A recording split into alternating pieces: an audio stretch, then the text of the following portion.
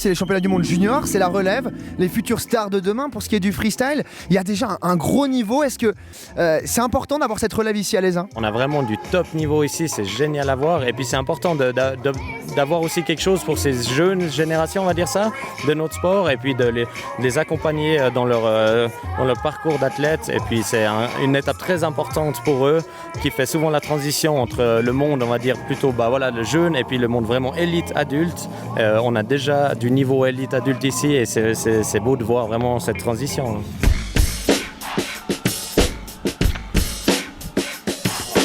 Un mot sur les infrastructures, on a les 3 épreuves phares du freestyle, le halfpipe, le slopestyle et le big air qui sont ici.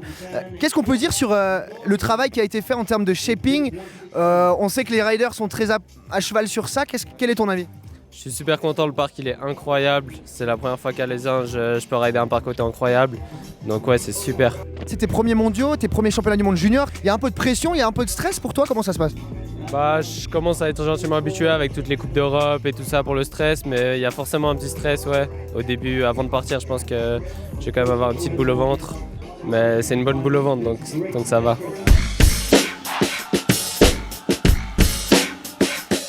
On a 28 nations qui viennent là, autant de skieurs, de snowboarders. Ils repartent avec vraiment une image de l'ESA qui est super positive. Merci la météo aussi. Et non, bien sûr, c'est génial pour l'ESA de se positionner au niveau du monde maintenant, pas seulement au niveau de la région et tout ça. On espère que ça portera ses fruits et que ça continuera avec cet engouement pour le freestyle ici dans cette commune, dans le Chablais. Et puis voilà, pour la région, tout ça.